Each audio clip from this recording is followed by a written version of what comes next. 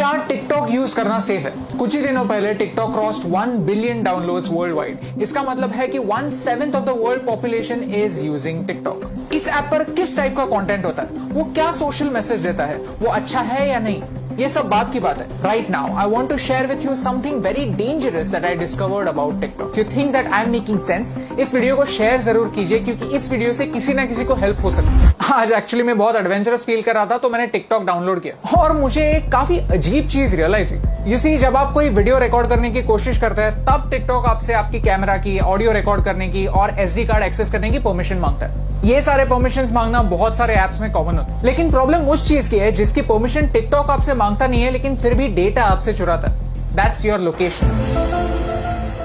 आप ये खुद चेक कर सकते हैं। सेटिंग्स में जाइए और ऐप परमिशंस में जाकर टिकटॉक को सर्च कीजिए। लोकेशन का कहीं पे मेंशन भी नहीं होगा। लैंग्वेज सिलेक्ट करते वक्त मैंने सिर्फ इंग्लिश सिलेक्ट किया था, फिर भी मेरे फीड में हिंदी वीडियोस है, मराठी वीडियोस भी है। टिकटॉक को कैसे पता चल रहा है कि आप कहां पे? जस्ट एज अ प्रिकॉशन मैंने लोकेशन भी ऑफ कर दिया था। लोकेशन ऑफ करने के बाद गूगल मैप्स भी ठीक से नहीं चल पाता, आरोग्य सेतु ऐप भी नहीं चलता। These important apps also can't work without you giving them the permission. मैं मुंबई में हूं, मुझे मराठी आता है, मुझे हिंदी आता है, ये टिकटॉक को कैसे पता चल रहा है? If you want to cheat your location, there is a very simple trick called a VPN, virtual private network. Okay, so मैं अभी एक VPN यूज कर रहा हूं और मेरा लोकेशन मैंने USA में सेट किया।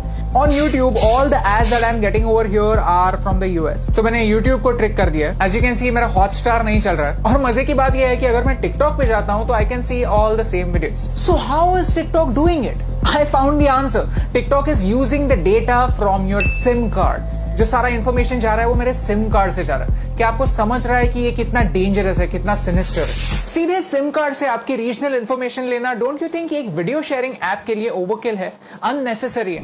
And the worst part is, इसके बारे में कोई वार्निंग नहीं है। द ऐप जस्ट सेज कि we will automatically collect it, that's it. ये डिस्कवर करने के बाद मैंने टिकटॉक की प्राइवेसी पॉलिसी कंप्लीटली पढ़ी और उसमें मुझे कुछ ऑब्जेक्शनेबल पॉइंट्स दिखे। If you link any social media account to TikTok, then TikTok वहां की इंफॉर्मेशन यूज कर सकता है आपके बारे में जानने के लिए। टिकटॉक कंटेंट डिलीवरी के लिए HTTP सर्वर्स यूज करता है, HTTPS नहीं, सिक्योर सर्वर्स नहीं। तो ये सर्वर्स हैक हो सकता है। इस वीडियो में किसी ने डेमोन्स्ट्रेट किया है कि कैसे ऑफिशियल अकाउंट से एक गलत मैसेज फॉरवर्ड हो सकता है। आपका अकाउंट डिलीट होने के बाद भी टिकटॉक जब तक चाहे आपका डेटा उनके सर्वर्स में रख सकता है। और मेरा टिकटॉक के साथ सबसे बड़ा प्रॉब्लम है आर्टिफिशियल इंटेलिजेंस। कि ByteDance जो टिकटॉक की पेरेंट कंपनी है, वो एक आर्टिफिशियल इंटेलिजेंस कंपनी है। उनका प्रोडक्ट कंटेंट क्रिएशन का प्लेटफॉर्म नहीं है, उनका प्रोडक्ट है algorithm. You see, China wants to be a superpower in AI by 2030. Computer की भाषा क्या होती है? Zeros and ones, binary. और वही टिकटॉक आपको करने के लिए बोलता है। Whenever you are watching a video on TikTok, you are taking a survey. You are feeding information to the computer, telling them what you like, what you don't like, what you agree with, and what you don't agree with. And all of this information is going to China. आपको क्या लगता है? क्या ये सही हो रहा है? Tell me in the comments below. In social media, artificial intelligence changes the game completely. Computer decide करता है कि आपको क्या देखना चाहिए और क्या नहीं देखना चाहिए। सर्च का ऑप्शन ना होने की वजह से प्लेटफॉर्म कंट्रोल करता है कि आप क्या देखेंगे, और ये एक बड़ा प्रॉब्लम है। ओके, सो चाइना पर आता है। चाइना में ऐसा लॉ है कि if you are a Chinese company, then you have to share the data that you collect with the Chinese government. And because of this, Indian ministry of defence ने armed forces को 42 apps अपने phone से delete करने के लिए कहा। India does not have a proper data protection act. We ourselves need to be extra safe. China में freedom of press है ही नहीं। पूरी प्रेस गवर्नमेंट के कंट्रोल में। Syria, Saudi Arabia, Afghanistan, Somalia, ये कंट्रीज भी फ्रीडम ऑफ प्रेस की स्केल पर चाइना से ऊपर आती हैं। और यही सारे रेस्ट्रिक्शंस उन सारे लोगों पर भी अप्लाई हो जाते हैं जो चाइनीज एप्स यूज करते हैं। Start talking about Tibet, start talking about Hong Kong, start talking about Taiwan. अगर आपका वीडियो स्ट्रेट अवे बैन नहीं हुआ तो वो ज्यादा लोगों तक नहीं पहुंचेगा। यू सी, आज चाइना को तिब्बत से प्रॉब्लम है, कल अरुणाचल प्रदेश से भी हो सकती है, लद्दाख से भी हो सकती है। If you can't talk about this stuff, how will you know about it? How will you raise your voice? And by using these Chinese apps, we are supporting China's version of the internet. Privacy on the internet is a myth.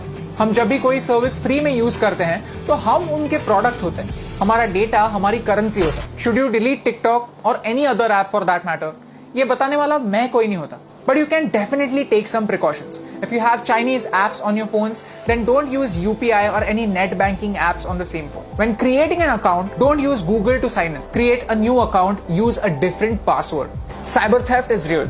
Keep changing your passwords and keep your emails safe. If you go to haveibeenpawned.com, you can find out whether your personal information has been breached. All I want to say is this is not TikTok versus YouTube. I am giving you TikTok's example because TikTok is popular and you can check it yourself. If you are a TikTok creator, then this concerns you more than me because आपका data ज्यादा share हो रहा है. It's important for you to know कि China के products को सस्ता मत समझिए, चाइना के एप्स को फ्री मत समझिए, because everything comes at a cost. My question is, can you pay the price?